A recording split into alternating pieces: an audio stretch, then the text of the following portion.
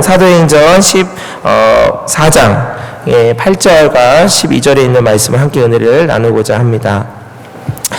이고니온에서 쫓겨난 바울과 바나바는요, 서남쪽으로 약 45km 정도 떨어져 있는 루스드라라는 곳으로 갑니다. 특별히 이 루스드라 지역은 나중에 이제 누구를 만나는 귀한 장소가 되냐면요, 여러분, 영적인 아들이라는 디모데를 만나는 장소가 바로 이 장소입니다. 그리고 요때는 이제 디모데를 자신의 영적 아들로 삼지 않고요, 1년 후에 다시 여길 또 오거든요. 그때 바로 그 디모데를 만났을 때 바로 이렇게 영적인 아들로 세우고 이제 그 유명한 디모데 전후서를 이 디모데에게 보내는 그런 서신으로 나옵니다. 자, 또 하나, 특별히 이 지역에는 뭐가 하나 없습니다. 뭐가 없을까요? 뭐가 없을까요? 이 지역에 조금 뭐가 없어요. 이 전에 우리가 봤던 사도 바울이 갔던 곳곳마다 있었는데 여기는 그게 없어요. 그렇죠. 예. 해당이 없어요. 그러니까 전에 갔던 곳에는 해당이 있어서 사도 바울이 어디서 복음을 전했죠? 회당에서 보냈습니다. 왜냐, 그곳에 워낙 많은 사람들이 모여 있으니까 복음 전하기 너무 좋은 장소였습니다. 근데 이 지역은 해당이 없어요. 왜 그러냐? 이 지역은 특별히 누가 많이 살았냐면 로마 제국의 퇴역 군인들이 집단으로 거주했던 지역입니다. 유대인들이 많이 살던 지역이 아니에요. 그래서 여기서 지금 현재 우리가 12절에 보면 제우스 나오고 무슨 헤르메스 나오죠? 그게 바로 그때 당시에 이 사람들이 섬겼던 신들의 이름입니다. 바로 그 그리스 로마 신화에 나오는 게 저기거든요. 신들이거든요.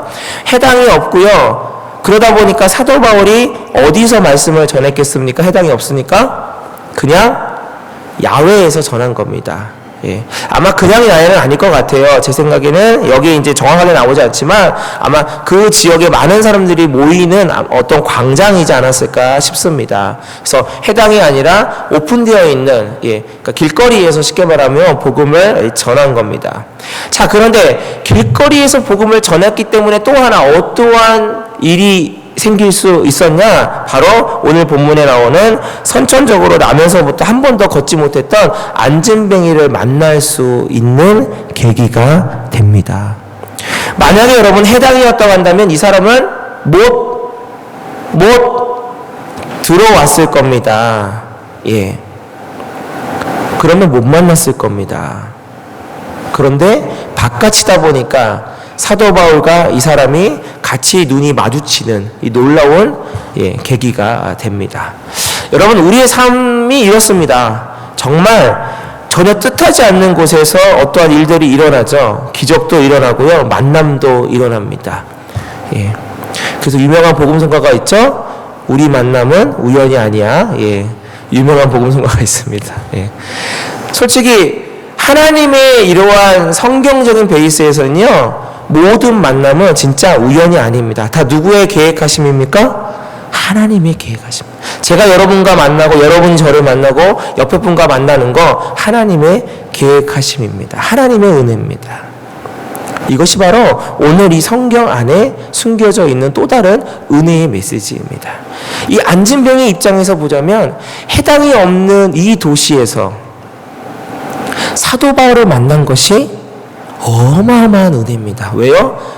그가 태어나서부터 한 번도 걷지 못한 사람이 사도 바울을 만남으로 걷게 되는 놀라운 일이 생겼기 때문입니다. 자, 9절 말씀 보시면요, 어떻게 되어 있냐면 사도 바울이 이 사람을 봤는데 이렇게 표현합니다. 구원받을 만한 믿음이 그에게 있는 것을 보고, 이렇게 되어 있습니다. 참 신기해요. 어떤 누구를 생전 처음 보는 사람을 봤는데 구원받을 만한 믿음이 있는 걸 봅니다. 할렐루야. 저도 이런 게 있었으면 참 좋겠습니다. 네. 길 가다가 누구 보면 다 보였으면 좋겠어요. 자, 바울은 그를 봤습니다. 그도 바울을 봤겠죠. 서로의 눈이 마주칩니다. 그 순간에 사도 바울은요, 자신의 눈이 아닌 하나님의 눈으로 그 사람을 바라본 겁니다. 그리고 사도 바울의 눈으로 봤을 때는 그저 불쌍하구나, 안진뱅이구나, 안 됐구나, 여기서 끝날 수 있는데 하나님의 눈으로 이 사람을 바라보니까 이 사람의 눈빛에서, 이 사람의 마음에서, 이 사람의 심령에서 나도 구원받고 싶습니다라는 그 영적인 그 메아리를, 음성을 들을 수 있었던 것입니다. 비슷한 일이 사도행전 3장에도 나오죠. 성전 민문에 가는 베드로와 요한이 민문에 있는 안진뱅이를 보게 됩니다. 잘 모르겠습니다. 어떤 학자들은 그래요. 그날만 간 것이 아니었을 것이다. 맞죠? 그 다음에 그 사람은 그 성전 앞에서 항상 구걸했던 사람입니다. 근데 그날따라 사도 베드로와 요한은 그 사람을 주목합니다. 그리고 그 유명한 내가 은과금은 없지만 나사렛 예수의 이름으로 일어나 걸으라고 하는 세상 그 누구보다도, 그 어떠한 것보다도, 어떠한 물질보다 더 큰 선물을 그에게 안겨줍니다. 그거 더불어 구원의 역사까지도 줍니다. 무엇일까요? 그날 하나님의 시선이 그를 향해 간 것입니다. 그래서 두 가지 이면에서 봐야 됩니다. 글쎄요, 저 같으면 내가 그런 사람을 보고 싶다라는 생각도 하게 되지만 반대로 내가 안진뱅이의 입장에서 한번 생각해 봅니다. 여러분도 한번 지금 안진뱅이의 입장에서 한번 생각해 봤으면 좋겠습니다. 하나님이 나를 바라봐 주시기를. 그 누구가 아니라 하나님이 나의 형편을 바라봐 주시기를. 그 누가 아니라 하나님이 내 심령 그 깊은 곳에 있는 아픔과 슬픔과 소원함을 바라봐 주시기를, 그렇게 한번 생각해 봅니다. 전 세계에 60억이라는 약 사람이 있다고 하죠. 그런데 하나님은 그렇게 많은 사람들 중에서 바로 우리를 바라보고 계십니다. 바로 그 누구가 아닌 바로 나를 바라보고 계십니다. 과거에도 바라보고 계셨고 지금 이 시간에도 바라보고 계시고 미래에도 바라보고 계십니다. 그렇다면 이제 우리는 하나님의 그 시선을 외면하지 말아야 될 것입니다. 그러면서 하나 더 우리가 좀 더 그 시선을 업그레이드 시키면서 설교의 말씀을 본론으로 넘어갑니다. 자, 여러분, 하나님께 우리가 시선을 받았기 때문에 지금 우리는 이 자리에 앉아 있습니다. 그렇게 믿으십니까? 예. 하나님의 시선이 우리에게 있었기 때문에 우리는 구원이라는 엄청난 그 은혜와 사랑과 선물을 받아 있는 겁니다. 자, 그렇다면 여러분, 사도 바울이 다메섹 도성에서 그 구원의 감격 때문에 뭐합니까? 목숨 바쳐서 선교의 현장으로 나아가지 않습니까? 전도하지 않습니까? 예수 그리스도를 전하지 않습니까? 그렇다면 우리가 하나님의 시선을 받아서 그 은혜와 사랑을 받았다면 이제 우리의 시선을 어디로 돌릴까요? 우리의 시선은 그럼 과연 어디를 향해 하고 있습니까? 저의 시선은, 여러분의 시선은 지금 현재 어디를 바라보고 계십니까? 혹시 통장 잔고의 시선이 가 계시지 않습니까? 우리의 가족이 잘 되는 그 어떠한 포커스에 가 계시지는 않습니까? 내 삶의 그 어떠한 문제의 해결에 그냥 급급하게 하루하루 가 계시지는 않습니까? 하나님은 틀리지는 않습니다. 하나님은요, 우리들의 육적인 문제와 삶에 대한 것을 외면하려고 하지 않습니다. 내버려두고 하지 않습니다. 삶의 현장에서 살아가도록 하셨으니까요. 하지만 하나님이 원하시는 진짜 믿음의 시선은 그것을 뛰어넘어 그 이상을 바라보는 것입니다. 그것은 바로 하나님의 시선으로 나의 시선을 하나님께 바치고 내가 받았던 그 복음의 사명을 아직 누리지 못하는 복음을 받아야만 하고 하나님의 그 사랑과 은혜를 받아야만 하는 그 나머지 사람을 향해 나아가야 된다라는 것입니다. 인도의 성자라고 불리는 간디를 모르는 분은 없습니다. 간디가요, 기독교인을 향해 쓴소리를 합니다. 원래 처음에 간디는 기독교를 통해서 유학파거든요. 그래서 교회를 다녔고 기독교인이었습니다. 그러나 그는 결국 기독교를 이렇게 실망스러운 표현을 하면서 기독교를 떠나거든요. 이렇게 얘기합니다. 당신들이 믿는 그리스도는 좋다. 예수님은 좋다는 겁니다. 그러나 기독교인은 싫다. 기독교인들은 당신들이 믿는 그리스도와 너무나 다르다. 일본의 유명한 신학자입니다. 우치무라 간조도 비슷한 말을 합니다. 기독교 성직자나 교인의 언행을 보면 도저히 주님을 믿을 수 없지만 성경으로 돌아가면 주님을 믿지 않을 수 없다. 그래서요, 우치무라 간조는 결국 성경에 있는 하나님을 믿기로 결정해서 하나님을 믿습니다. 사람을 통해서 믿지 않고요. 조금 길지만 여러분 귀 기울여 들어주십시오. 월드비전을 아실 겁니다. 월드비전의 리처드 스턴슨 회장이 자신이 자전적 이야기를 쓴 책이 있는데 구멍난 복음이라는 책입니다. 거기에 이런 얘기가 있습니다. 자신의 친구 이야기인데요. 그 친구가 신학교 다른 친구와 함께 한 가지 실험을 했답니다. 창세기부터 요한계시록까지 성경을 제대로 꼼꼼하게 읽으면서 하나님이 인간에 대한 사랑과 하나님의 정의에 대하여 말씀하신 구절에 다 밑줄을 치기 시작했답니다. 그랬더니 밑줄 친 구절이 무려 2000구절에 이르렀답니다. 신구약 66권 가운데 하나님의 사랑과 정의가 들어가 있는 구절이 그렇게 많은 것이죠. 자, 그 다음에 이렇게 했습니다. 하나님의 사랑과 정의가 들어가 있는 그 구절을 잘라서 오려냈습니다. 한 2000개 오려냈겠죠. 그랬더니 남은 것은 온통 구멍투성인 누더기 성경책이었답니다. 이것은 무엇입니까? 하나님의 사랑과 정의가 없으면 온전한 하나님의 복음과 말씀이 이루어지지 못한다라는 뜻이기도 하지만, 그러나 또 한편으로 우리가 생각해 본다면 우리가 가장 좋아하는 게 무엇입니까? 하나님의 사랑 아닙니까? 그 하나님의 사랑을 우리가 쏙쏙, 마치 무슨 꽃감 빼먹는다는 표현이 있죠. 쏙쏙 빼먹고 나면 나머지는 누더기뿐이 안 남는다라는 것이죠.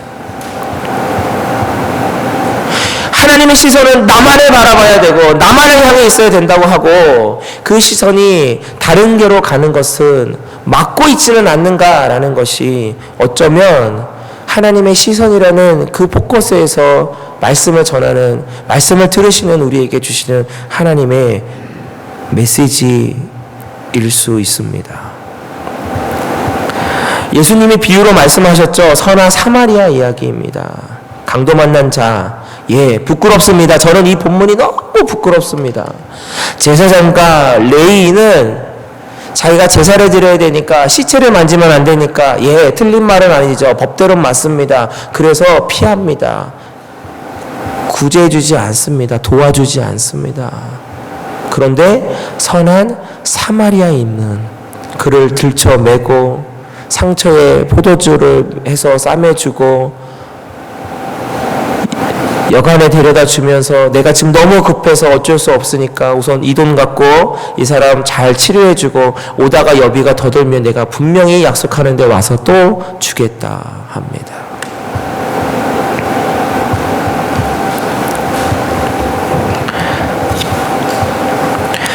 하나님의 시선으로 만약에 바라봤다면 제사장과 레위인은 어떻게 했을까요? 선한 사마리아는 도대체 뭐 때문에 하나님의 시선으로 그 강도를 바라볼 수 있었을까요? 우리는 오늘 말씀을 통해서 우리 스스로에게 하나님이 주시는 숙제처럼 한번 질문을 던지시고 생각해 보기를 원합니다. 우리가 살아가면서요, 얼마나 많은 순간순간 이 시선을 놓치고 있는지 모르겠습니다.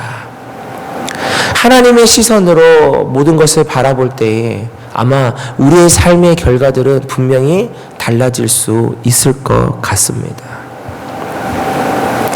지난 주중입니다. 지난 주중에 제가 주일날 저녁에 온두라스 선교팀과 함께 이제 훈련을 하면서 조금 좀 힘들었던 때가 있습니다. 그때가 언제냐면 기도 시간이었습니다. 기도를 하는데 기도가 너무 약한 거죠.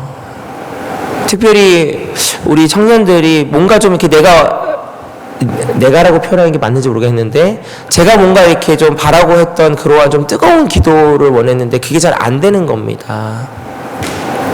그날 제가 영적으로 너무너무 힘들었어요. 선교 가서 이러면 안 되는데 라는 생각뿐이 안 드는 거죠. 선교지는 흔히 말하는 이렇게 표현합니다. 전투의 최전선에 가서 직접 싸운다. 여러분은 뭘까요? 그러면 후방에서 총알 여러 가지로 막 지원해 주시는 후방부대, 이렇게 표현을 많이 합니다. 그렇습니다.